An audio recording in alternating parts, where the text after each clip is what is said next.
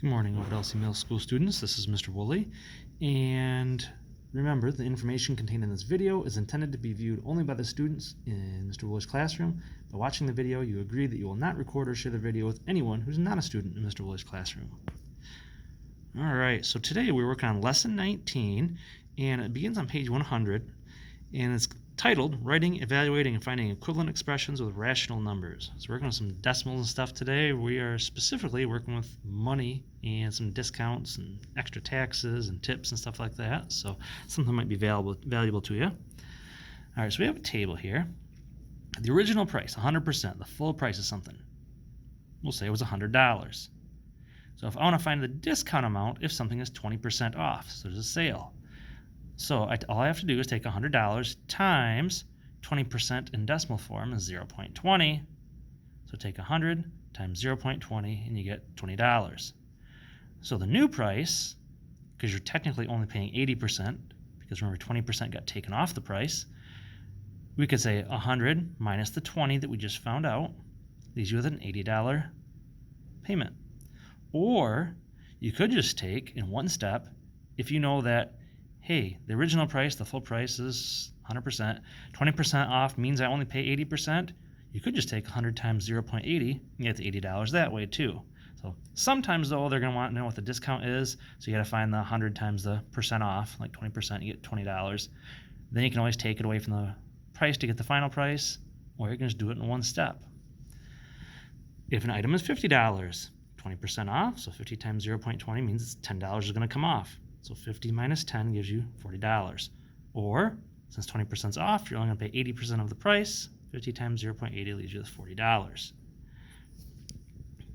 If something costs $28, times it by 20% off, leaves $560 to come off the price. So 28 minus 560 gives you $22.40. Or you could say 28 times 0.80, because you're only going to pay 80% of the price, leaves you with $22.40. And so something costs $14.50. 20% off times it by 0.20 means you are going to get $2.90 off the price. So we take $14.50 minus $2.90, you get $11.60. Or since you're only going to pay 80% of the price, $14.50 times 0.80 leaves you with $11.60. So a couple different ways you can do some of those problems depending on what they're asking. All right, so here, an item that has an original price of X dollars, I don't know what it is discounted 33%. So write an expression that represents the discount, the amount of the discount. So whatever the price is times 0.33, because it's 33%, is going to mean taken off the price. Now write two equivalent expressions that represent the new discounted price. Well, this is from the previous problem up in A, and 0.33 times X tells me how much money is going to come off the price. So if I have that mystery amount, the full amount minus the discounted part, it'll tell me what the answer is. Or, since 33% is off, 100% minus 33% means there's 67% left you have to pay. You just take 0.67 times whatever the price is. They'll tell you the final price too. Now, how can we do that if the original price was $56? Well, I would take 0.33 times 56. 33% times 56 means 1848 is going to come off the price. So 56 minus 1848 leaves you with 37.52. Or, since you already know that 33% is coming off the price, you're only going to pay 67% of the price at that point, because 100 minus 33 is 67. So take 56 times 0.67, you get 37.52 that way. Now on D, it's a little bit different. It says, how would the expressions you created in parts A and B have to change if the item's price had increased by 33% instead of a decrease by 33%? Well, whenever you have like an increase, you could times it by 1 point, and whatever percent that increase is. And the regular price is right here, whatever the mystery price was. And the original amount, you times it by 1, is still going to give you the regular price. But if you have a 0.33 attached to it, it's the full amount plus an extra 33% all lumped in here. So that could show you how to do that. Or you could just say, well, it's a 33% increase, so 33%, 0.33 times X. It'll tell you how much of the increase it was going to be, and then just add that to your regular price too. So over here, I did it kind of one step. I have the regular price and then the extra 33 with 1.33, or you could just have it treated separately like I do here. All right, let's take a look at our next examples here. All right, so these are kind of our numbers that we'd worked with from earlier about the new price was going to be on some of those items.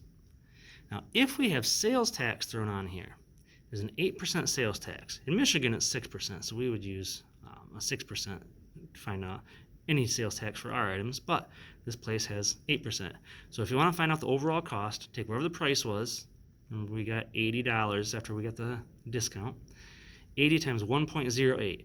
That way you get 80 times 1, which is 80, and you get that 0.08 thrown in there, the extra 8%, and it does it all in one step for you. So now 80 plus a little bit extra in sales tax, 1.08, gives you $86.40. Similar thing here with the $40, 40 times 1 gives you 40, and the 0.08 is going to give you the extra sales tax, so 40 times 1.08 gives you $43.20, and you can kind of see that it's kind of the same concept and same idea through the rest of the problems here. All right. Now, on occasion, you will have to round to the nearest cent, so be careful with that. Remember, if I have to round at any time, remember, you always go to the nearest, you go to 100th, and then check whatever number on your calculator to the right of that, see if you have to bump that 100th place up. So, all right. Let's take a look at our problem set here. We got a few samples here. It says to solve the following problems, and if necessary, round to the nearest penny. So that's rounding to the nearest cent again, of course. It says a family of 12 went to the local Italian restaurant for dinner. Every family member ordered a drink and a meal. So that means 12 people got drinks, 12 people got meals. And 3 people got an appetizer, and 6 people ordered cake for dessert. Write an expression that can be used to figure out the cost of the bill. Include the definition of the variable for the variables the server used. Now, what we're going to do here, can move on down to A, is I'm going to use D for dinners, or drinks, I should say. You had 12 people got a drink, so 12 times D, plus 12 people got meals, so 12 times whatever the meal cost was, plus 3 times A stands for appetizers, and 6 times C, 6 people got cake. So notice how I used a D, an M, an A, and a C. I didn't use D for dessert here. I used C for cake because I've already used D to stand for drinks. So you don't want to mix up letters in the problem. All right. On B, it says the waitress wrote on her ordering pad the following expression. 3 times, and I got 4D plus 4M plus A plus 2C. Was she correct? Explain why or why not. Yes, if you distribute the 3. Because here's what she had wrote out. 3 times all that. Well, 3 times 4 gives you 12 D's. 3 times 4 gives you 12 of the meals. 3 times 1 of the A's gives you 3A for the appetizers. And 3 times 2 C's gives you 6 C's, 6 cakes. So, yes, technically it is correct. All right, question C. What's the cost of the bill if the drink costs $3, a meal costs $20, appetizers cost $5.50, and a slice of cake costs $3.75? Well, we can go ahead and crunch our numbers here. 12 times 3 gave me 36 for the drinks. 12 times 20 means I spent $240 on the meals. 3 times $5.50 meant I spent $16.50 on appetizers. And 6 times $3.75 means I paid $22.50 for pieces of cake. Add them all up, you get $315. Now, up to D. Suppose the family had a 10% discount coupon for the entire check, and then left an 18% tip. What's the total? All right, so the bill was $315 and they had 10% off. Well, 100% is the full amount, minus 10% means there's only 90% left you have to pay. So I'm going to use that 0.90. So 315 times 0.90 leaves my bill at $283.50. However, then I got to leave a tip for my waitress or waiter.